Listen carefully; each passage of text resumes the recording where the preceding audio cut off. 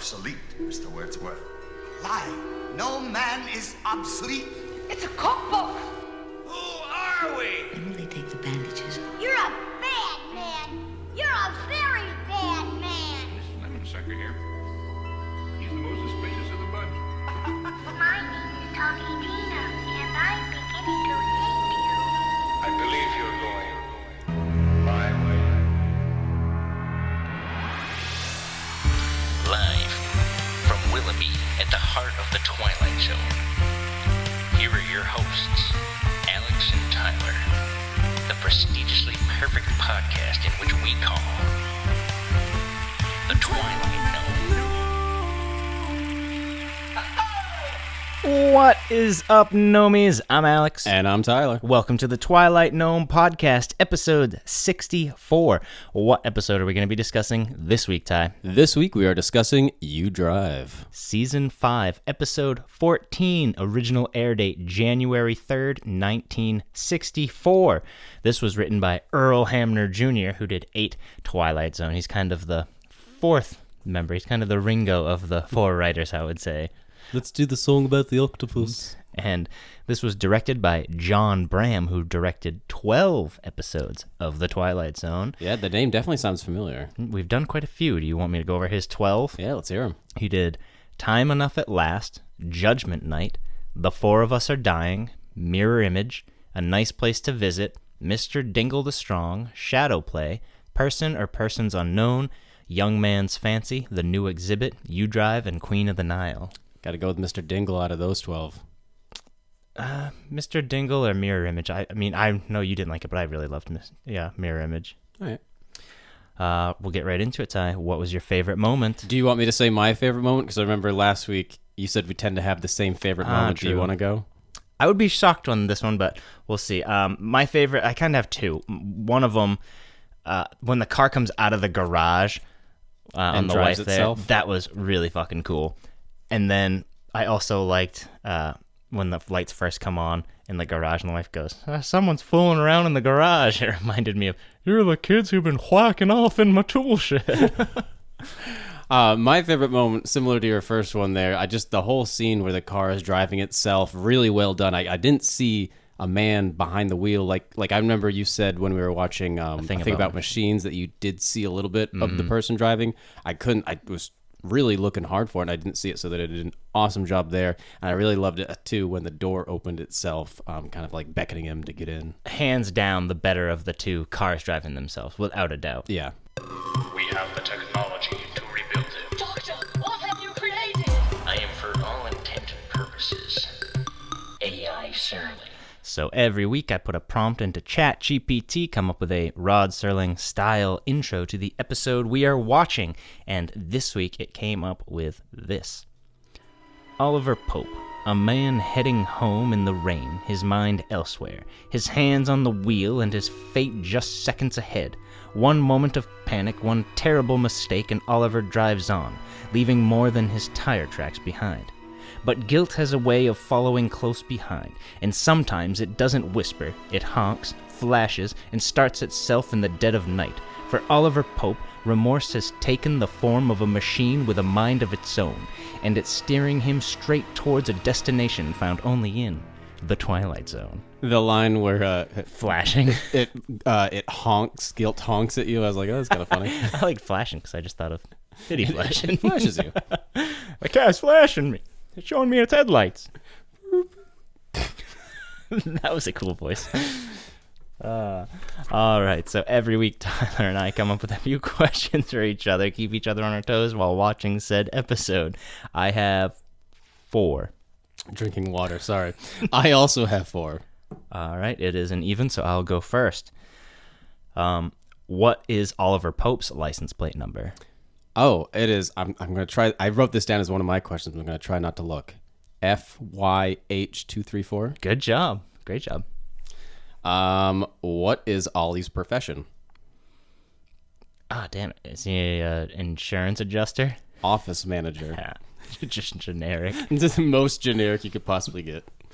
What was the cost of the car when it was just in the shop? I have that one too, $35. Yep. All right. My last one, because you took the other two. At what time did Ollie call to check on the boy that he hit? Was it 8:15? 7:44. Dang it. All right, I have two more. What's Pete's license plate number? When he gets pulled over, it's the time it shows him. It was nothing like the other license plate, which that I'm gonna get into it later. That witness is just terrible. DBJ 876. No, but you're on the same path. It's just like the other one. It's 3 letters followed by 3 numbers. It is GAE 289. I knew it started with a G. And what is Oliver and what's her name? Lillian. What is Oliver and Lillian's house number? 68. It is 4183. Ooh. All right, so we'll jump right into the plot of this one. We open up on a car coming down a freshly wet street, giggity, and instantly... Immediate Rod intro, like not even giving us a breather. All right, and this is season 5, so it's kind of strange. Portrait of a nervous man, Oliver Pope by name, office manager by profession. A man beset by life's problems, his job, his salary, the competition to get ahead. Obviously, Mr. Pope's mind is not on his driving. He hits a kid on a bike. I never get why bicycles don't use the sidewalk. It would be way safer. I don't get that. If I was to ride a bike, I would definitely utilize the sidewalk. I know I don't think they're like supposed to, but it's if there's no one walking on there, use the fucking sidewalk. Especially what's way more dangerous, a bike getting hit by a car or a pedestrian getting hit by a bicycle. Like a pedestrian getting hit by a bicycle, like no one's gonna die. It's way safer. That if that is a rule of like, oh, you need to ride your bicycle on the road, it's like that's people with the bike people. If you're a bike person, with all due respect, fuck you. It's dumb rules for bikes. I don't get it. Share the road. Not saying man. that this kid deserved to get hit. Definitely did not. But anyway, tangent aside, Oliver Pope hits the paper boy. He stops, kind of checked if the kid's okay. And then immediately runs away. It's like, you either don't care at all and should just keep driving, or you do care and then stop to make sure he's actually fine. But he like does this like half-assed, like, I feel bad, I'm going to check. Oh, actually, no, I don't feel bad. I'm just going to get off and run. Right? And then the lady comes and she's like, hey, stop, which means she comes into camera really quick, which means he definitely would have saw that someone saw that. Yeah, and fucking idiot. She was not very far away, and yet she still, later on, misidentifies him and his car. This car looks nothing like Pete's car. Yeah, we'll get to that, I guess, when we get to it, because even she's just like, you gotta be sure. I'm sure. Yeah, that just seems like one of those, like, nosy neighbors that just wants, like, something to do with their time. Right, and then we get Rod intro part 2. Oliver Pope, businessman turned killer on a rain-soaked street in the early evening of just another day during just another drive home from the office. The victim, a kid on a bicycle, lying injured near death. But Mr. Pope hasn't time for the victim. His only concern is for himself. Oliver Pope, hit-and-run driver, just arrived at a crossroad in his life, and he's chosen the wrong turn. The hit occurred in the world he knows, but the run will lead him straight into the Twilight Zone. As much as it's not like a very memorable Rod intro of like him being in the scene, the words he is saying is actually really good in this one. I couldn't tell the background. Is that supposed to be like, is he actually on the set, or is it kind of like green screenish sort of? I think he's actually on the set. I think they filmed this obviously on like the MGM lot, but I believe it's definitely like outside. It's definitely something about this just seemed weird. Like behind him didn't seem 100% real. I don't know. It was off. The next shot, we're at Pope's house. His wife is setting the table, and she's like, how come you put the car away? I thought we were going to the movies. Bad day at the office? Yeah, they're all bad days. And he is having a bad day, too, because first off, another guy's like trying to go after his job, or at least he thinks he is, and then, you murder someone accidentally by hitting them with your car, so... Yeah, he not a great doesn't day. really seem to care too much about the kid, really. Because, like you said, he just goes, this friggin' Pete Radcliffe, he's gunning for my job. I mean, he's obviously not going to tell his wife, too, like, yeah, I just had a really bad day, almost killed a kid and left him there. Like, he's trying to probably hide the fact that he did this, so, right. But he's doing, like, an act of, like, oh, no, it's just this other thing. She's like, "You're just tired. Here, take this medicine." She goes to grab medicine, and it's at this point she notices the headlights in the garage are on. They keep turning on and off. And she says, "Someone's fooling around in the garage." Oliver goes to check it out. Suspenseful music. He reaches into the window, turns the lights off, and the music stops. And I was really waiting for the music to start up again as he was walking away. I did like the nice touch of the music turning off when the lights turned off. That was really good. Also, funny of her to like assume, oh, the lights are flickering. Must be a person in there doing it and not just the car acting funny. Yeah, some of the damn kids are fooling around. They do have a new game called Lighty Turniani. Yeah, kind of dumb. Oliver goes back inside. His wife asks what it was. He says, "Oh, nothing. It's just an old car." "Well, we just paid $35 to get it fixed." And she's like, "Anyway, is the paper out there? The paper boy's late. Must be the rain." The next scene, Oliver is calling the hospital to check on the boy. At this point, I thought he was told. I assumed the kid was dead when he hit him, so it's kind of weird that. And he goes like, "Oh," like it doesn't say. The message was very strange. So the first time when he calls him, or calls the hospital to find out about the kid, he's in critical condition, and it's unclear if he will survive or not. So it's. But we should have heard that. No, but I think they say something along the lines of like, "Oh, he's hanging on." They don't say that. They don't say he's dead though, and they don't say he's. But he just all we see is Oliver's reaction. He's just like, "Oh, that's horrible." So you're like, "Okay, so did he die?" And then when Pete comes later on, he says that, "Oh no, that kid died." I'm pretty sure on the phone. There's nothing. You want me to play for you? They say nothing on the phone. Yeah, play it. You just hear Oliver's reaction.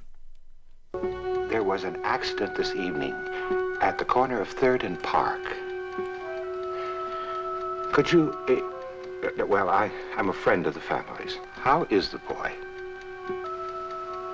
Yes. Terrible. Oh, okay. Nothing. Yeah. Yeah, until the next... In the face that he makes, you're assuming like, oh, they just told him that the kid's dead that he hit. Yeah, but then I think it's the next morning the wife says, "Oh, they In read in the paper. newspaper that he's not doing well." Okay. But it was stupid. Yeah. I thought that. A little unclear. Very mixed message. Also, very sus of him calling to check to make sure that the boy's still safe. Like, nowadays with caller ID, people are like, that's weird. How did he know? Who's a friend of the family. The next shot, it's nighttime. They're sleeping in separate beds, and the car horn starts blaring. She's like, "Ollie, what's that?" "That's your horn." Oliver goes to investigate. He rips open the hood, disconnects the horn. The hood slams down on him. He didn't even disconnect it. He just like hits it with a hammer, doesn't he? That's later. Oh, that's later. He actually disconnects it this time.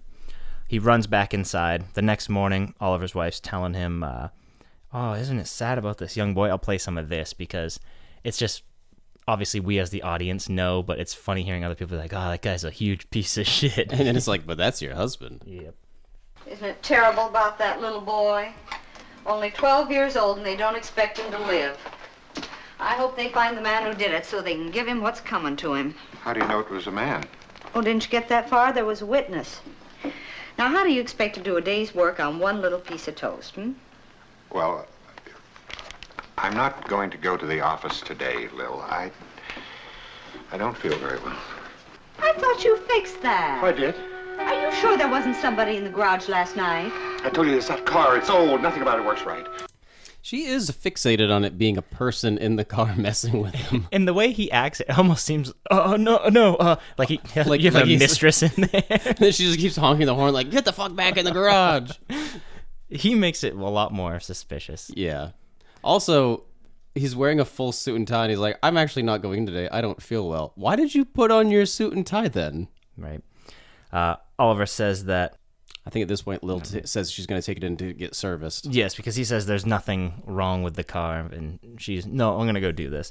And we get this. I like this shot here. She goes for a little ride. She tries to turn, but the car has ulterior motives. It starts turning whichever way it wants to, and obviously, where does it bring her? Back to the scene of the crime. Bum, bum, bum.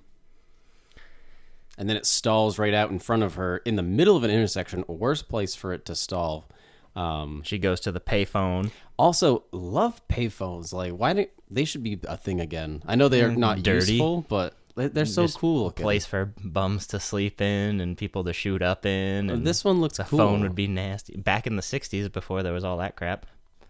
It looked cool. It looked like it reminded me of Bill and Ted. Yeah. Yeah. She calls a tow truck. Cops trying to get the car running, but no dice. Next scene, we're back at home. Oliver's pacing around. Lillian gets back. That car is wacky. And I'll play some of this because she says, I couldn't make the wheel go. It just stalled right at 3rd and Park. Same place that kid was hit. The strangest thing I've ever seen. It all started down here at the corner. I wanted to turn right. I could not make that wheel turn the way I wanted to go. And then finally the car stalls at the intersection of 3rd and Park. Stall? Yes, it's the same corner where that little child was run down last night. Nobody's safe with a madman like that around. And the car is back. I thought you said the car was in the repair shop. Like, it is. They open the garage, and the car is, in fact, back. And then at this point, he calls the repairman. No, the phone rings. They call him. Oh, yeah. And they're like, did you take your car, sir? He's like, no, I didn't take my car, and I'm not paying for this. It wasn't there 2 minutes. He's like, well, it didn't just drive itself home, but it did. The phone rings again. Don't pick it up. I don't want to see anybody. Oliver goes back out into the garage, and we hear that a man has arrived. It's the man he was trying to hide in his car. Yeah.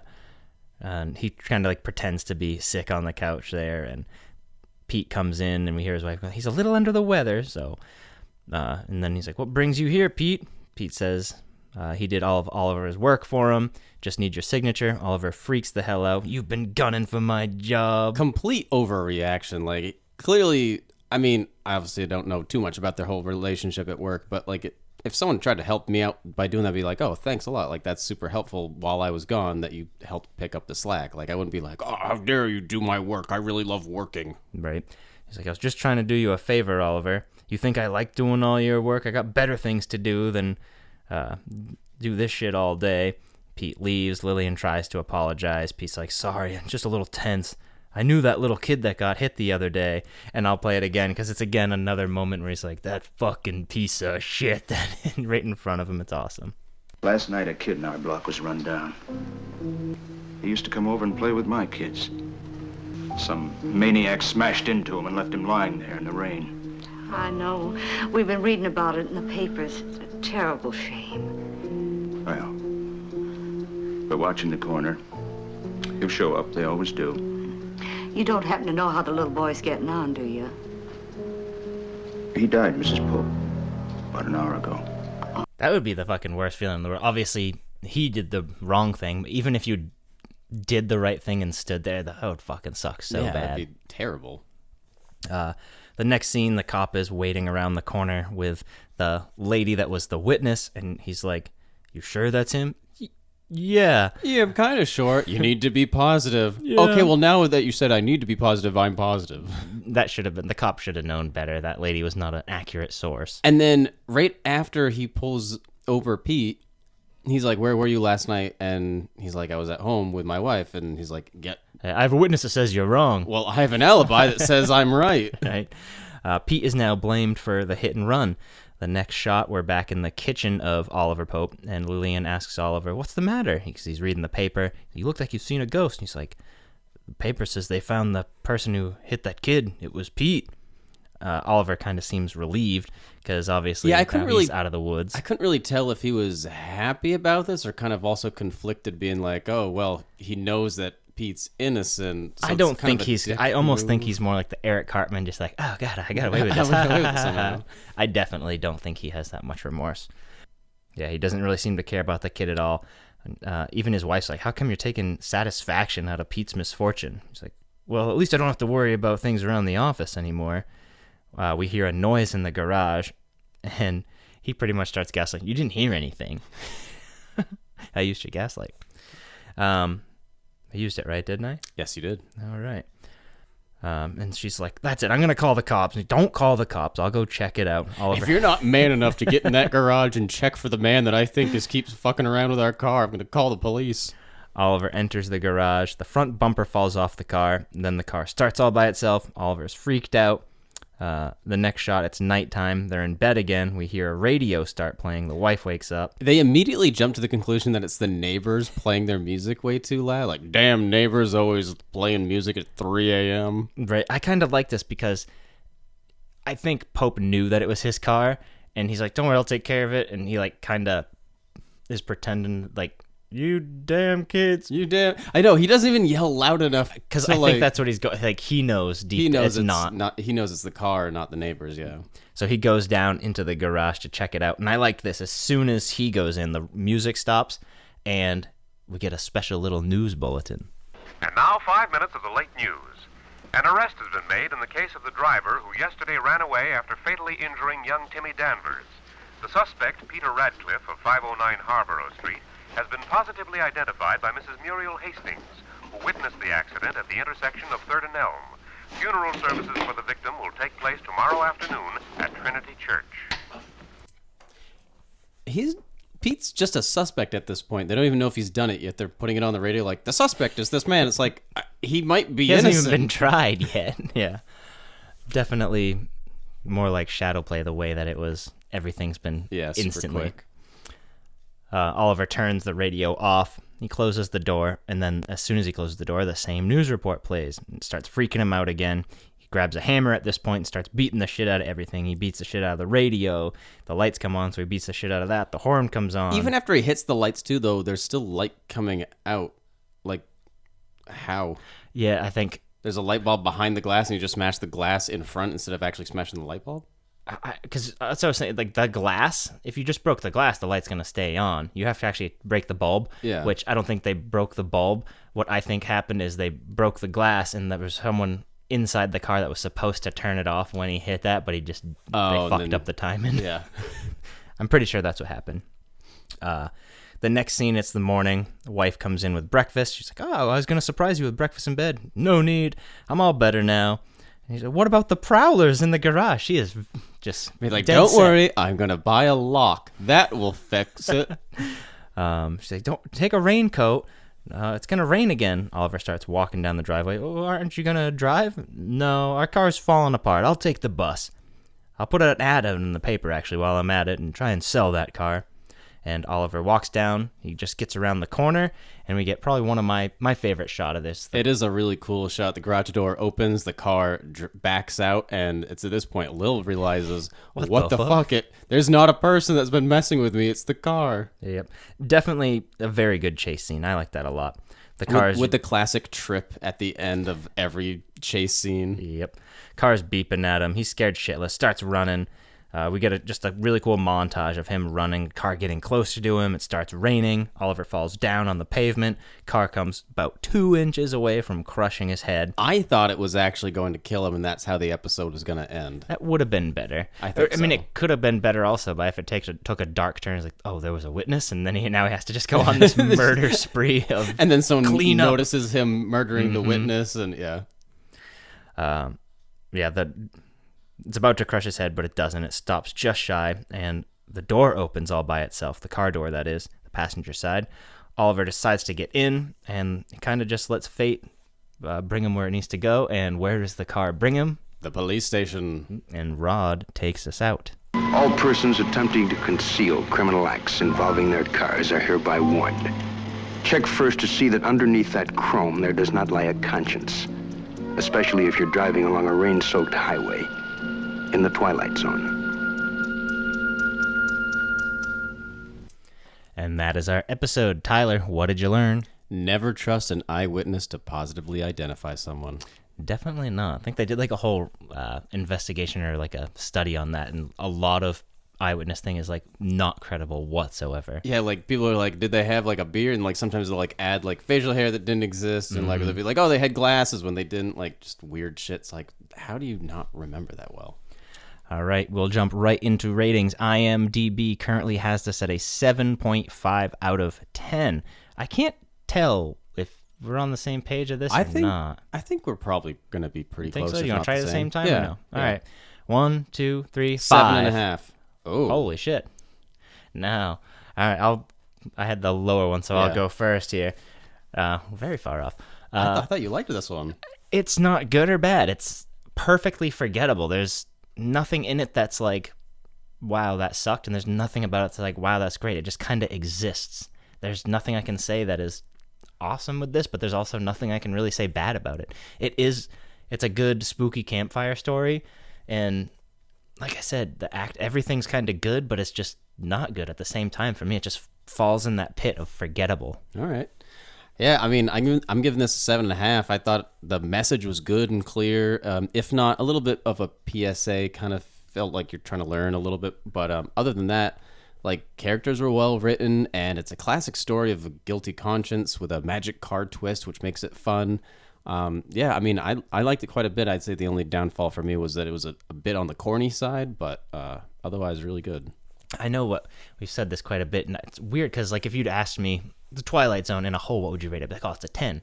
And I don't know if it's just me being a cynical dick or what, but like, Tyler and I obviously are keeping track of our ratings, and Tyler has it in Excel, and like my accumulative average so far is like at a 6 or something, which is really depressing because the Twilight Zone has so many episodes, and I think a lot of people remember like, oh, the really good ones, and it sticks out in your mind of how great it is, that some of these ones that just kind of fall by the wayside are just kind of unfortunately bring the average down.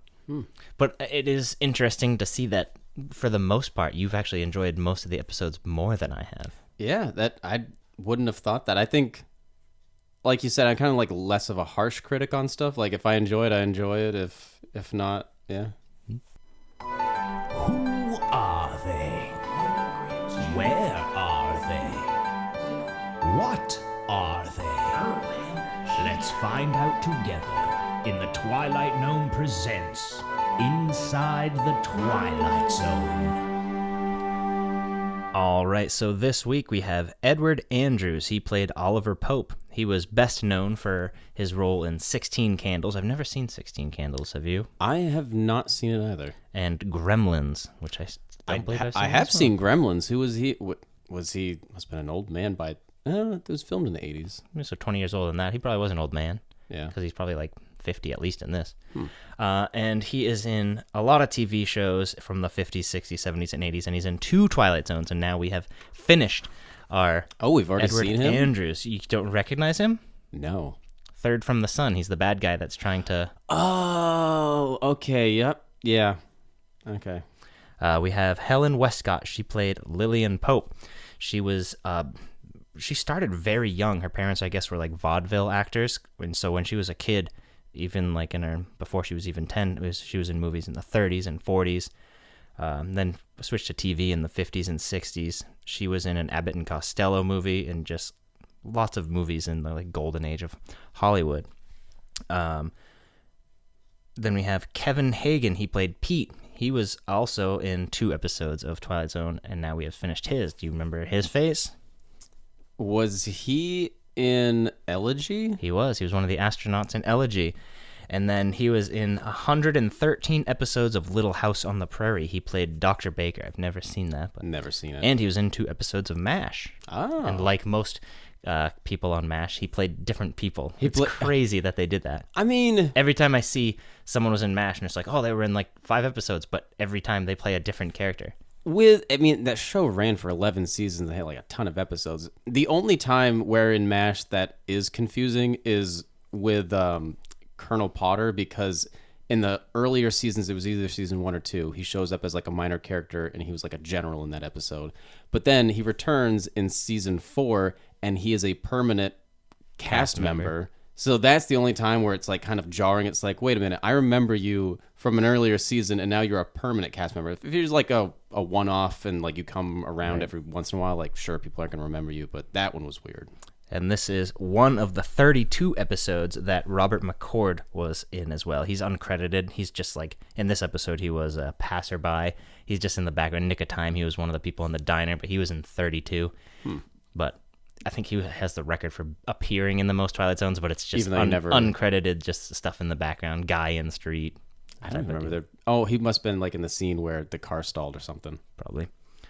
Very light on the trivia here. This is one of 2 episodes that has a car without a driver, as we kind of alluded to earlier, with a thing about machines. This did it a hell of a lot better. The song on the radio that's playing before the news bulletin there is the same song that was playing on the radio in the encounter up in the attic before. That makes sense, because I think usually, like, if TV shows pay for a song, they can, like, use it as many times as they want, like, once you've done it once. I think there's a TV show called Community where, like, they paid for this song and they just use it to death, to, like, as like a joke of, like, anytime someone's humming, they're humming that song. Like, anytime someone gets in an elevator, that song's, like, playing. That's pretty funny. Yeah. In total, this episode cost $55,389. The director received $1,685, which is strange because usually it's the $1,500. So I don't know where the extra $185 came from.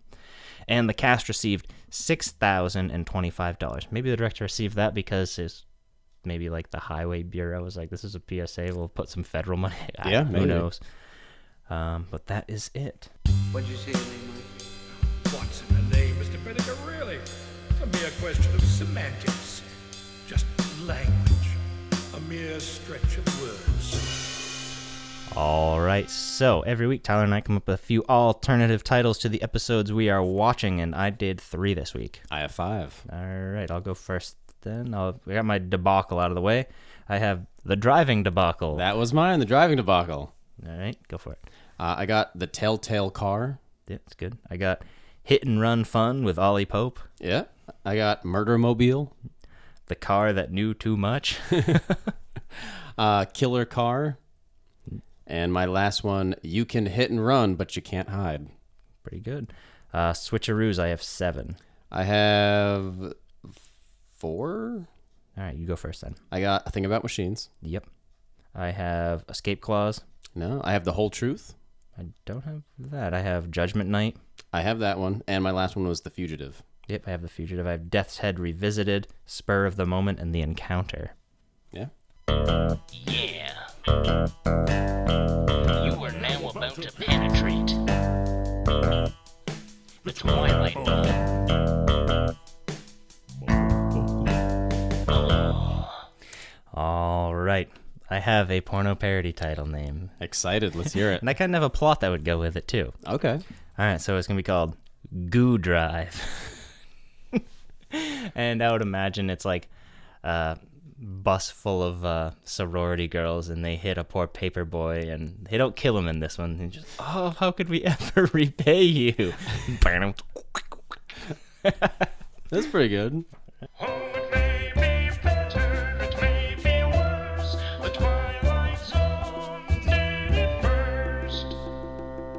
All right, so nothing directly related to this episode this week, but a lot of things that have a lot of just similar plot beats or theme elements in common. So starting us off, 1983 Stephen King novel and later movie Christine, which was about a sentient car enacting vengeance. So very similar to this. And then we got the season 3 episode of Futurama, The Honking, where Bender basically becomes a werewolf, but it's called a werecar, and he runs people down at night. And I kind of already alluded to this earlier, but Edgar Allan Poe's Telltale Heart. Yeah, 1843 short story, The Telltale Heart, very similar to this, about the story of a person with a guilty conscience.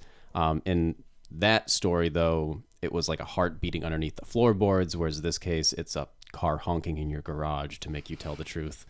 But very, very similar. And then there is a season 1 episode of Supernatural called Route 666, and it features a killer ghost truck that hunts down victims.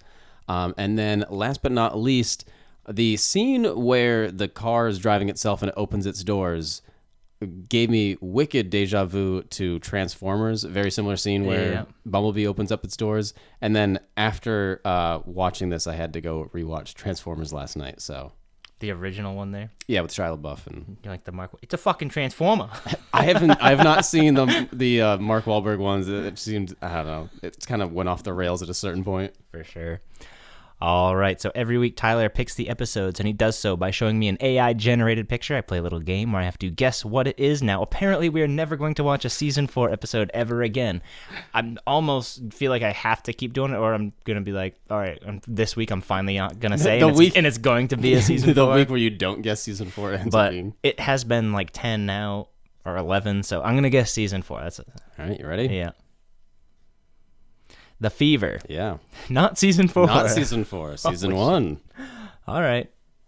Franklin. Franklin. Come gamble, Franklin. Messages. You are about to receive a message from the 5th dimension. All right, so we got 2 messages, both on our top 10 twists of the Twilight Zone. And the first one is from Gas House Gorillas 1. Gas House Gorillas 1 says, Fetterman equals Canamet. We had to look this up. We did not know who Fetterman was, but... it is uncanny. It is uncanny. Once we knew who he was, a very uncanny resemblance between him and the Canamet. Good pull. Yes.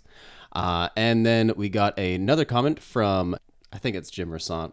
Sorry if I misread the name. And the comment says, I would have made To Serve Man number 2, but other than that, I pretty much agree with you. Thank you, guys. And yeah, so those are our comments. So keep them coming, and we'll be glad to read them out for you guys.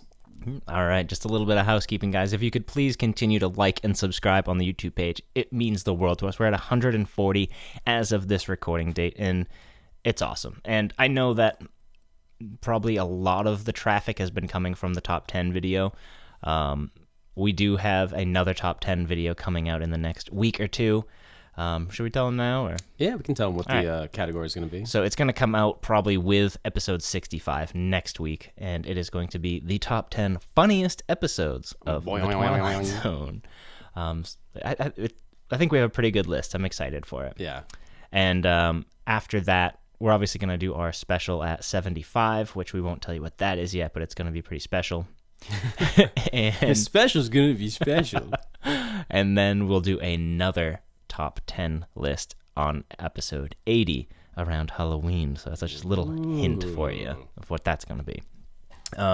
If you could also go to the Facebook page and give that a like and follow, that would probably be the best place if you want to contribute to the new name segment, because every week when I post that the new one's out, I post next week's episode thumbnail there. I don't say what it's going to be. I just say next week's episode. And so that would probably be the best place to comment where you want, or what you want your title to be. Yep.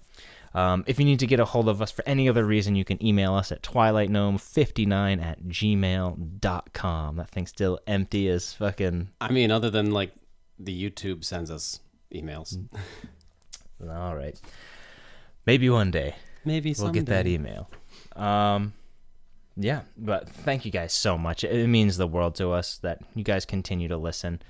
Thank you to everyone who's been with us since the beginning, too. And Debbie Ann, thank you for all the love on the Facebook page. Final question for you, Tyler. You ever hit and run somebody? I have not. I have. Would you admit it if you did? No. So maybe he has. I've hit like a bird and maybe like a squirrel or a chipmunk before, but a chipmunk. Yeah, a chipmunk. Yeah, I got a question for you. Yeah. All right. At what point does a Timmy become a Tim or a Timothy? At what point would you say you got to stop using the name Timmy? Because the kid that got hit by the bicycle, his name was Timmy, so that made me think of that. I don't know. I think a lot of those names like that, it's kind of like Mikey and stuff like that. Like, you kind of have to stop that at like 10. You think so? All right. There's certain cases, though, where the name just kind of fits? Yeah. I don't know. It's definitely on a person-to-person basis, I think. Because, like, I work with someone that's name is Tommy. Well, like, Tommy sounds like in cool their 50s. Yeah, but that's kind of cool because you like Power Rangers. Tommy Oliver is cool, and like, you know, that doesn't sound like a little kid name. True. It's a person-to-person basis, I think. Definitely. Yeah, it can be a Billy the Kid. He's a fucking badass. I would kill you. But he was also a kid. He died when he was like 25. Yeah, still an adult. I always thought you were gonna go with. So it's weird how Tim has Timothy, but Jim doesn't have Doesn't a have a Jimothy. Jimothy. Yep. I really want to meet someone named Jimothy. I think that a lot of people do that too. They'll like call someone named Jim. They'll be like, "Hey, Jimothy." I think it's because Jim already has it. It's James. Has James, so there's no Jamesathy. Yeah, but by that, so that means there'd be no. That would mean Tames. Tim would be Tames. Yeah. Weird how names work like that. Yeah. Some names don't even make Like sense. Dick and Richard? Yeah. Yeah. What are some other examples? There's quite a few examples of. Like Robert, you could be named Bobby. Yeah. There's another big one. I'm kind of just my brain farting here, but there's a couple that are like, oh, I never would have put that together. But it makes sense when you hear it. Like Rick and Richard, or Ricky and Richard. That's a pretty good one. But that's also like Dick, Rick. Like, where'd that come from? Yeah. For Richard. Maybe Richard turned into Rich, which turned into Rick, which turned into Dick. I don't know. Maybe. It is weird how names start like that, because even like with like dogs and stuff like that, you start with their dog name, and then I have so many nicknames for my dog, and it does keep going down a line of succession that sometimes we call him something that sounds nothing like his name. Yeah, I do the same thing with my dog. It's funny how like you said, like the first nickname will kind of be somewhat similar, and then like maybe like rhymes with it, and then at some point just divulges completely. But until then, Tyler, do you have anything to say to our dear listeners? Yes, drive safe out there, and thank you for stepping in the Twilight Gnome with us. It's 4 o'clock, the howling man is gone. Frisbee's telling stories, Mr. Dingle strong. There's time enough for the real Martian to stand up. Next stop, Willoughby, little girl is lost. There's something on the wing, Walter Jameson won't live long. Feel like I'm 5 characters in search of